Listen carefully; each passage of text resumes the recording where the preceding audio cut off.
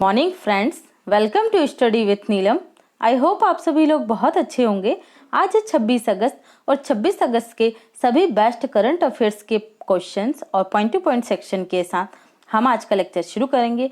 ये point two point section के बारे में मैं आपको बता देती हूँ कि जितना भी आपका स्टैटिक्स जीके के पॉइंट होते हैं इंपॉर्टेंट, और प्लस जो आपका करंट अफेयर्स होता है लास्ट वीक का, वो पूरा रिवाइज होता है। तो इसे देखना बिल्कुल ना भूलें और वीडियो को स्किप ना करें। ओके फ्रेंड्स, तो चलिए शुरू करते हैं हम आज का लेक्चर। उससे पहले अगर आप स्टडी विथ नीलम चैनल पर पहली बार आए तो फटाफट से चैनल को सब्सक्राइब कर लीजिए और बेल आइकन प्रेस करना बिल्कुल ना भूलें, जिससे हमारे सभी नोटिफिकेशन आपको प्राप्त होते रहें। आप हमें सभी सोशल नेटवर्किंग साइट से फॉलो कर सकते हैं, जिनका लिंक आपको डिस्क्रिप्शन बॉक्स में प्राप्त हो जाएगा। ओके फ्रेंड्स, चलिए तो शुरू करते हैं। उससे पहले आप हमारा स्टडी विथ नीलम ऐप भी डाउनलोड कर लीजिए गूगल प्ले स्टोर से जाके। यहाँ पर आपको वो सभी फीचर्स मिलेंगे जो अलग अलग एप्लीकेशन में मिलते हैं। ओके, चलिए तो शुरू कर लेते हैं अब आज का लेक्चर। हाल ही में केंद्रीय मंत्रिमंडल ने केंद्र सरकार की नौकरियों के लिए कौन सी परीक्षा आयोजित करने के लिए राष्ट्रीय भर्ती एजेंसी के निर्माण को मंजूरी दी है। तो कौन सी, जो हम लोगों ने पहले भी देख चुके हैं इसको, राष्ट्रीय भर्ती एजेंसी को, ठीक है, नेशनल रिक्रूटमेंट एजेंसी। ये किस तरीके का टेस्ट कंडक्ट करवाएगी? तो ये करेंगी कंबाइंड एलिजिबिलिटी टेस्ट। तो इसमें होगा आपका एसएससी, ठीक है, एसएससी की जितने भी टाइप के एग्जाम होते हैं, बैंकिंग, आईबीपीएस जो लेता है, और रेलवे। ओके, तो ये तीनों एग्जाम इसमें होंगे। इसमें आपको 3 साल का वक्त मिलेगा। आप इसको कॉमन एलिजिबिलिटी टेस्ट को पास कर लेते हैं, उसके बाद आपको 3 साल का टाइम मिलेगा। आप फर्स्ट साल में एसएससी का एग्जाम मेन दे सकते हैं, या बैंकिंग का मेन दे दीजिए, या रेलवे का मेन दे दीजिए, किसी भी एक का मेन से एग्जाम देते हैं। देन आपके पास 2 साल बचेंगे, तो 2 साल के बाद आप एसएससी का मेंस दे दीजिए, या फिर बैंकिंग का, या एसएससी का। ये आपके ऊपर छोड़ा गया है। ओके, बाकी इससे रिलेटेड पूरे एमसीक्यू जो आज की स्टैटिक्स जीके की वो आएगी सीरीज, उसमें आपके इंडेक्स रहेंगे 2020 के। वो इंडेक्स बिल्कुल देखना मत भूलना, वो अपकमिंग एग्जाम के लिए बहुत ज्यादा इंपॉर्टेंट है। उसमें सिर्फ और सिर्फ मैंने भारत की जो रैंक रही है, या भारत की किसी सिटी की रैंकिंग आई है, यूनिवर्सिटीज की रैंकिंग आई है, उनको सेपरेट सिर्फ 1 लाइनर में आपको लोगों के लिए प्रोवाइड कर रही हूँ। तो वो इंडेक्सेस रहेंगे। ये 12 बजे अपलोड हो जाएगा या 11 बजे, और प्लस आपका रहेगा उसमें एनआरए का सभी एमसीक्यूज। ओके, तो ये क्या रहा, आपका कंबाइंड एलिजिबिलिटी टेस्ट को मंजूरी दे दी गई है। ठीक है, इसकी घोषणा कब की गई थी? तो इसकी घोषणा नरेंद्र मोदी जी द्वारा की गई थी कि भाई इस तरीके की एक रिक्रूटमेंट एजेंसी की स्थापना होगी। तो ये आप याद रखेंगे। ओके, चलिए बढ़ते हैं अगले क्वेश्चन की तरफ। हाल ही में किस राज्य सरकार ने आदिवासी बच्चों को उनकी मातृभाषा में पढ़ाने के लिए नमन्था बसाई प्रोग्राम शुरू किया है? ठीक है, नमन्था बसाई प्रोग्राम। तो ये इरुलु भाषा है केरल की। कौन सी भाषा है? इरुलु भाषा। उसी भाषा में इस नमन्था बसाई प्रोग्राम को कहा जाता है हमारी भाषा। क्या कहा जाता है इरुलु भाषा में से? हमारी भाषा। तो ये किसने प्रारंभ किया है? केरल सरकार के द्वारा इसे प्रारंभ किया गया है। मातृभाषा में ही बच्चों को, आदिवासी बच्चों को क्या करना? शिक्षा प्रदान करना। तो याद रखना, नमन्था बसाई प्रोग्राम किस सरकार ने शुरू किया है?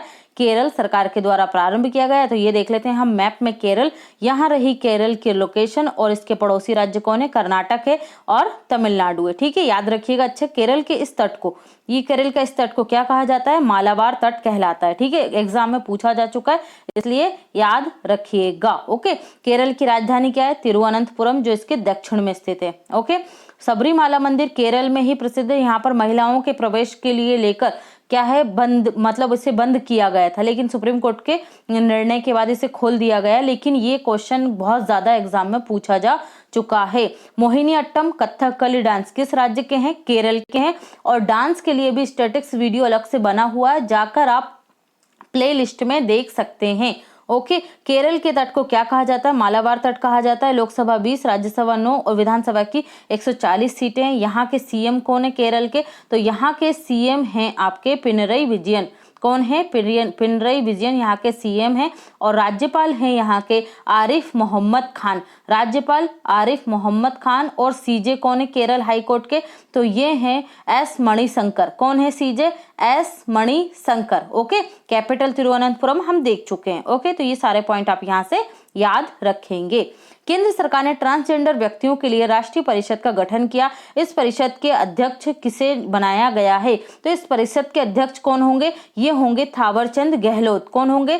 थावरचंद गहलोत होंगे।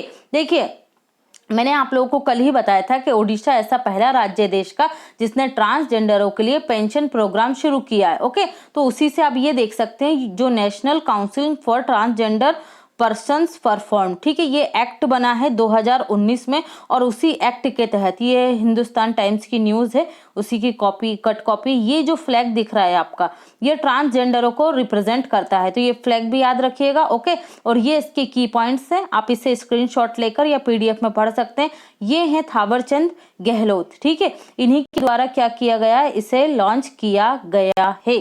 तो ये कौन है थावरचंद गहलोत? ये है हमारे सामाजिक न्याय एवं अधिकारिता मंत्री। सामाजिक न्याय एवं अधिकारिता मंत्री इस काउंसलिंग के अध्यक्ष नियुक्त किए गए हैं और ये जो अध्यक्ष रहेंगे या ये काउंसलिंग रहेगी, ये क्या काम करेगी? जो ट्रांसजेंडर हैं उनके एजुकेशन, उनकी सामाजिक स्थिति, उनकी आर्थिक स्थिति के लिए नीतियों का निर्माण करेगी, जिससे समाज में उनके प्रति जो व्यवहार है, जो सोच है, उसको परिवर्तित करना और उन्हें समाज की मुख्य धारा में जोड़ना इसका काम रहेगा। ओके, इस किसका? काउंसलिंग का। अदर ऑप्शन देख लेते हैं हम। नरेंद्र सिंह तोमर, ये कौन है? हमारे कृषि मंत्री हैं। कौन है? कृषि मंत्री। इन्होंने हाल ही में कौन सा जो रिकवरी सेंटर लॉन्च किया, डाटा रिकवरी सेंटर? कृषि मेघ, ठीक है, ये याद रखेंगे आप। डॉक्टर हर्षवर्धन, ये हमारे केंद्रीय स्वास्थ्य और पृथ्वी विज्ञान मंत्रालय के मंत्री हैं और अनुराग ठाकुर जो हैं हमारे, ये राज्य वित्त मंत्री हैं। कौन है? राज्य वित्त मंत्री हैं। नेक्स्ट देख लेते हैं, निम्न में से किसे बंगाल लॉकडाउन फिल्म फेस्टिवल में एक अंतर्राष्ट्रीय पुरस्कार जीता है? जो फिल्म फेस्टिवल है उसका नाम ही क्या है? Bengal lockdown online film festival, और उसमें जो शॉर्ट फिल्म है अभिलाष, ठीक है, इसने जीता है क्या? एक अंतर्राष्ट्रीय पुरस्कार जीता है अभिलाष फिल्म ने, ठीक है। देखिए, ये जो अभिलाष फिल्म है, ये एक शॉर्ट फिल्म थी। इसमें क्या बताया गया था? इसमें ये बताया गया था कि ये जो फिल्म है, ठीक है, इसमें जो कोरोना वायरस पैंडेमिक फैला था उसके दौरान जो जागरूकता फैलाई गई उसको इस शॉर्ट फिल्म में दर्शाया गया था। ये ओडिशा की फिल्म है, ठीक है, मतलब ओडिशा में दर्शाई गई थी और इसे अवार्ड कौन सा मिला है? Bengal lockdown online film festival में अंतरराष्ट्रीय कैटेगरी में ये अवार्ड जीता है। किसने? अभिलाष फिल्म ने। तो ये आप याद रखेंगे, याद रखिएगा, ओडिशा की फिल्म है ना। देखिए, कलीपुरी कौन है? इम्पैक्ट वुमन अवार्ड 2020 की विजेता है कलीपुरी केजांग डी थोंगडाक। ये हैं अरुणाचल प्रदेश के डायरेक्टर और इन्हें मिला है 2020 का शॉर्ट फिल्म दादा साहब पुरस्कार। इनकी बुक का नाम, इनकी फिल्म का नाम क्या है? ली चुपो, ठीक है, उसको याद रखिए। और रतन लाल, इन्हें विश्व खाद्य पुरस्कार 2020 से सम्मानित किया गया है। ये मृदा वैज्ञानिक हैं। ओके, तो इन्हें भी आप याद रखेंगे। निम्न में से किस कंपनी को ग्लोबल वाटर अवार्ड से सम्मानित किया गया है? तो ये ग्लोबल वाटर अवार्ड से दिया गया है वाटेक बाग, ठीक है, वाटेक बाबाग को यह अवार्ड दिया गया है। क्यों दिया गया है ये अवार्ड बाबाग को? ये अवार्ड बाबाग को इसलिए दिया गया है क्योंकि इसने टर्सरी रिजर्व ऑस्मोसिस प्लांट के जो इन्होंने निर्माण किया और उसमें जो वेस्ट वाटर था उसका रीयूज किया, ठीक है, वेस्ट वाटर जो होता है उसे रीयूज किया, उसके लिए से यह अवार्ड दिया गया है। तो ये याद रखना, 45 मिलियन लीटर जो टर्सरी रिजर्व ऑस्मोसिस प्लांट है उसके निर्माण के लिए इन्हें ग्लोबल वाटर अवार्ड दिया गया है। ये कहाँ पर है? तो ये है चेन्नई के कोयम्बेडु में। चेन्नई के कोयम्बेडु में ये प्लांट स्थित है। ओके, तो ये आप यहाँ से याद रखेंगे। चलिए नेक्स्ट देख लेते हैं। निम्न में से किस राज्य सरकार ने यह घोषणा की है कि वह राष्ट्रीय शिक्षा नीति 2020 को लागू करने वाला देश का पहला राज्य बनेगा? तो ये घोषणा की गई है कर्नाटक के द्वारा। कर्नाटक के उप मुख्यमंत्री और उच्च शिक्षा मंत्री CN अवस्था नारायण द्वारा यह घोषणा की गई है कि कर्नाटक देश का पहला राज्य होगा जो राष्ट्रीय शिक्षा नीति 2020 को लागू करेगा। तो ये आपको याद रखना है, किसने की ये घोषणा? कर्नाटक के उप मुख्यमंत्री और उच्च शिक्षा मंत्री CN अवस्था नारायण ने की है। तो ये रहा मैप में कर्नाटक, ये रही कर्नाटक की लोकेशन। अभी हमने इसके पड़ोसी राज्य किसको, केरल को डिस्कस किया है। तो कर्नाटक की राजधानी क्या है, बेंगलुरु है। और बेंगलुरु में आपके बहुत सारे हेडक्वार्टर मिलेंगे, ठीक है, जो बहुत ज्यादा इंपॉर्टेंट है एग्जाम पॉइंट ऑफ व्यू से। विप्रो का हेडक्वार्टर मिलेगा आपको, इन्फोसिस का हेडक्वार्टर मिलेगा, हिंदुस्तान एरोनॉटिक्स लिमिटेड का हेडक्वार्टर मिलेगा और इसरो का हेडक्वार्टर मिलेगा। तो सभी हेडक्वार्टर्स अच्छे से याद रखना कहाँ है, बेंगलुरु में। मुख्यमंत्री कौन है कर्नाटक के, तो ये हैं वी.एस. येदियुरप्पा। उप मुख्यमंत्री कौन है, तो सी.एन. अवस्था नारायण है और वही उच्च शिक्षा मंत्री हैं। और राज्यपाल कौन है यहाँ के, तो वजुभाई बाला। कौन है राज्यपाल, वजुभाई बाला। ये रही लोकेशन बेंगलुरु की, ठीक है, कर्नाटक के दक्षिण में स्थित है, इसकी राजधानी बेंगलुरु। तो ये आप याद रखेंगे। ओके, चलिए बढ़ते हैं अगले क्वेश्चन की तरफ। हाल ही में किसके द्वारा Delhi riots 2020 the untold story नामक बुक लिखी गई है, किसने लिखी है ये पुस्तक, तो ये लिखी है मोनिका अरोड़ा, सोनाली चितलकर और प्रेरणा मल्होत्रा। जो ये मोनिका अरोड़ा हैं ये एक वकील हैं या एडवोकेट हैं, ठीक है। सोनाली चितलकर ये पॉलिटिकल साइंस से, सोनाली चितलकर ये हैं इंग्लिश टीचर और प्रेरणा ये हैं आपकी पॉलिटिकल साइंस की टीचर। तो इन तीनों ने ही मिलकर क्या किया है, इस बुक्स को लॉन्च किया है। कौन सी, Delhi riots 2020 the untold story. तो बुक याद रखिएगा। यहाँ पर डॉक्टर अशोक वेद की बुक हमने कल ही पढ़ी थी, गैस्ट्रिक कैंसर। नीना रॉय की बुक क्या है, अमेजिंग अयोध्या। और निरुपमा यादव की बुक क्या है, Vishesh code to win, Vishesh code to win. तो ये सारे पॉइंट आप यहाँ से याद रखेंगे। ओके, ये है दिल्ली रॉयट्स। ये हैं आपकी जो मैडम है, क्या नाम है इनका, सोनाली नहीं, इनका नाम है मोनिका, ठीक है। ये मोनिका अरोड़ा हैं, ये हैं सोनाली और ये हैं प्रेरणा, ठीक है। तो इन्हें याद रखिएगा आप लोग। हाल ही में किसके द्वारा महिला ब्रिटिश ओपन 2020 खिताब जीत लिया गया। देखिए ये जो अब आपको नाम से यहाँ समझ में नहीं आ रहा है कि किस गेम से जुड़ा हुआ है, तो ये है गोल्फ से जुड़ा हुआ, ठीक है। मैंने गोल्फ से आप लोगों को जो स्टैटिक्स जीके वाली अपनी सीरीज चल रही है उसमें बताया था कि 3 कप जुड़े हुए हैं। कौन कौन से हैं, किंग्स कप गोल्फ से जुड़ा हुआ है, वॉकर कप गोल्फ से जुड़ा हुआ है और राइडर कप, ठीक है। तो इस तरीके से अब हमारा नया करंट अफेयर्स में एक और जुड़ गया है, ब्रिटिश वुमन गोल्फ खिताब 2020। तो ये किसने जीत लिया है, तो ये जीत लिया है सोफिया पोपोव ने। सोफिया पोपोव ने, ये सोफिया पोपोव कहाँ की हैं, तो ये हैं जर्मनी की गोल्फर हैं। कहाँ की हैं, जर्मनी की गोल्फर हैं और इन्होंने ब्रिटिश वुमन गोल्फ खिताब 2020 जीत लिया है। ओके, तो ये जीतने वाली कौन है, ये महिला जो बनी है सोफिया पोपोव, ये जर्मनी की पहली जर्मन गोल्फर बनी है, पहली जर्मन गोल्फर, ठीक है। कौन सा खिताब जीता इन्होंने, LPGA टूर का प्रमुख खिताब जीता है सोफिया ने। तो ये LPGA क्या है, ये है ladies professional golf association, ladies professional golf association का खिताब जीता है सोफिया पोपोव ने, जर्मनी की हैं, ठीक है। ये आप याद रखेंगे। हाँ, यहाँ से एक और नाम आप याद रखिए, कल ही हमने देखा था लिसा स्टेलेकर। ये क्या है, इन्हें ICC हॉल ऑफ फेम में शामिल किया गया। ऑस्ट्रेलिया की पूर्व कप्तान थी ये, कौन, लिसा स्टेलेकर। और इनके साथ 2 लोगों को और दिया गया था, जैक कैलिस साउथ अफ्रीका के ऑलराउंडर हैं, उन्हें भी ICC हॉल ऑफ फेम में शामिल किया गया है। और पाकिस्तान के जहीर अब्बास जो क्रिकेटर थे, बल्लेबाज, ठीक है, उन्हें भी शामिल किया गया है ICC हॉल ऑफ फेम में। ओके, तो ये पॉइंट याद रखेंगे आप। निम्न में से किसके द्वारा स्वच्छता ही सेवा पुरस्कार जीत लिया गया है, तो ये पुरस्कार जीता गया है Neyveli lignite corporation India limited. कहाँ पर है ये, तमिलनाडु में है, ठीक है। इन्होंने ये पुरस्कार जीत लिया है। क्यों मिला है नेवेली को, यह पहले तो ये याद रखिए किस तरह की कंपनी है, एक नवरत्न कंपनी है, ठीक है, नवरत्न कंपनी है नेवेली। किस 3 कैटेगरी की है आपके ना, महारत्न, नवरत्न और मिनी रत्न। तो ये मैं आप लोग कई बार बता चुकी हूँ, आप लोग मुझे कमेंट सेक्शन में बताएंगे कि महारत्न, नवरत्न और मिनी रत्न कंपनियों की संख्या वर्तमान में कितनी कितनी है। ओके, ये आपका क्वेश्चन है।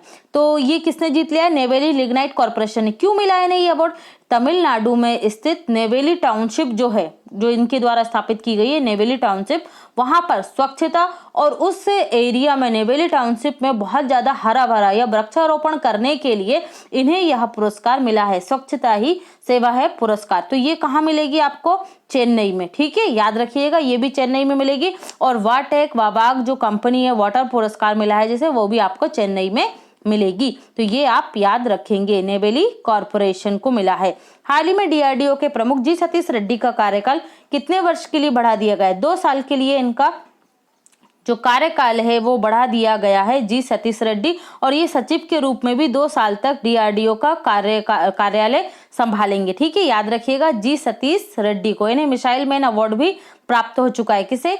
जी सतीश रेड्डी को। तो ये भी आप याद रखेंगे। Defence research and development organisation full form है डीआरडीओ का। स्थापना हुई थी 1958 में, और नासा की स्थापना भी तभी हुई थी। तो दोनों को एक साथ याद रखिएगा, दिक्कत नहीं होगी। हेडक्वार्टर आपको मिलेगा डीआरडीओ का दिल्ली में। चेयरमैन है इसके जी सतीश रेड्डी, सचिव भी हैं जी सतीश रेड्डी, और इसका मोटो या ध्येय वाक्य क्या है? बलस्य मूलम विज्ञानम, बलस्य मूलम विज्ञानम। ओके, तो ये आप याद रखेंगे। 2 वर्ष के लिए कार्यकाल बढ़ा है इनका। हाल ही में टाटा समूह ने निम्न में से किस नाम से एक ऐप लॉन्च किया है? तो ये ऐप लॉन्च किया गया है सुपर ऐप। जैसा इसका नाम है वैसे ही इसका काम है। सुपर ऐप में आपको medical, education, insurance, finance, shopping, film, ठीक है, जितने भी आपको जरूरत हैं वो इस एक ऐप में आपको सारी जरूरतें मिलेंगी। बिल भुगतान करना है आपको, बिल पेमेंट करना है, रिचार्ज करना है, ठीक है, सारी की सारी फैसिलिटीज किस ऐप में मिलेंगी? टाटा द्वारा लॉन्च किए गए सुपर ऐप में ये सारी फैसिलिटीज आपको प्राप्त होंगी। गाना सुनना है आपको, ट्विटर देखना है, फोटो खींचना है, टीवी देखना है, ठीक है, कोई भी हो, नॉलेज देखना है, बुक्स देखनी है, नई टेक्नोलॉजी देखनी, मेडिकल सर्विस देखनी, वो सारी की सारी फैसिलिटीज आपको इस सुपर ऐप में प्राप्त होंगी। ओके, तो याद रखिए किसके द्वारा लॉन्च किया गया है? टाटा समूह के द्वारा। हरिपथ ऐप किसने लॉन्च किया था? तो ये किया था NHAI ने, national highway authority of India के द्वारा। दोनों तरफ के जो हाईवे हैं उनके तरफ क्या करना? वृक्षारोपण की निगरानी के लिए। सुरक्षा ऐप जो हमारे पर्यावरण मंत्री हैं प्रकाश जावड़ेकर, उनके द्वारा लॉन्च किया गया था। इस सुरक्षा पोर्टल के माध्यम से जो मानव हाथी संघर्ष है उसकी जानकारी दी गई थी। ठीक है, लीड जो ऐप पोर्टल है ये दिल्ली सरकार के द्वारा लॉन्च किया गया था। क्लास 1 से लेके क्लास 12 तक के जो बच्चे हैं उनकी एजुकेशन मटेरियल के लिए। ओके, तो ये भी आप याद रखेंगे। अब हम कर लेते हैं पॉइंट टू पॉइंट सेक्शन फटाफट। मसालों का बाग किस राज्य को कहा जाता है? केरल को कहा जाता है। देश का पहला ट्रांसशिपमेंट केरल के वल्लभपरदम टर्मिनल केरल के कोच्चि बंदरगाह पर विकसित किया जा रहा है। ठीक है, ये केरल के 2 बार हो गया है। देश का पहला ट्रांसशिपमेंट वल्लभपरदम टर्मिनल केरल के कोच्चि बंदरगाह पर विकसित किया जा रहा है। इंपॉर्टेंट पॉइंट है, याद रखिएगा। ड्रीम केरल प्रोजेक्ट केरल सरकार द्वारा लॉन्च किया गया था। केरल के स्वास्थ्य मंत्री के शैलजा को, ठीक है, यूनाइटेड नेशन ने कोविड-19 के समय उनके जो काम किए गए हैं उसके लिए उन्हें सम्मानित किया गया था। याद रखिएगा के शैलजा को। देश की पहली LNG बस सेवा किस राज्य में चलाई गई थी? केरल के कोच्चि में चलाई गई थी LNG बस सेवा। केरल की पहली महिला DGP कौन बनी है? हाल ही में R श्रीलेखा बनी है। और पंजाब की पहली महिला महासचिव बनी है विनी महाजन। तो ये भी आप याद रखेंगे। प्लाज्मा थेरेपी के प्रयोग करने वाला देश का पहला राज्य, देखिए यहाँ पर है उपयोग करने वाले की बात हो रही है, प्रयोग करने वाला तो कौन है? केरल। जबकि प्लाज्मा बैंक की स्थापना कहाँ की गई है? तो ये दिल्ली में की गई है। कहाँ की गई है? दिल्ली में। डिजिटल साक्षरता अभियान में भी डिजिटल कार्यक्रम किसने प्रारंभ किया? केरल सरकार ने। ICAR का डाटा रिकवरी सेंटर कृषि मेघ केंद्रीय कृषि मंत्री नरेंद्र सिंह तोमर द्वारा लॉन्च किया गया था। प्रहलाद जोशी कोयला मंत्री हैं, इन्होंने सत्यभामा पोर्टल लॉन्च किया था। मौसम एप्लीकेशन विद्यार्थी विज्ञान मंथन 2020-21 प्रोग्राम किसने लॉन्च किया था? हर्षवर्धन ने लॉन्च किया था, जो हमारे क्या है? स्वास्थ्य मंत्री और पृथ्वी विज्ञान मंत्री हैं। सिलिकॉन वैली ऑफ इंडिया किसे कहा जाता है? बेंगलुरु को कहा जाता है। 2019 में डिजिटल लेन देन के स्तर पर प्रथम स्थान पर कौन सा शहर रहा? तो बेंगलुरु रहा है। बेंगलुरु सिटी कॉरपोरेशन के द्वारा प्राणवायु श्वसन तंत्र स्वास्थ्य जागरूकता अभियान कार्यक्रम चलाया गया था। ये भी याद रखना है आपको।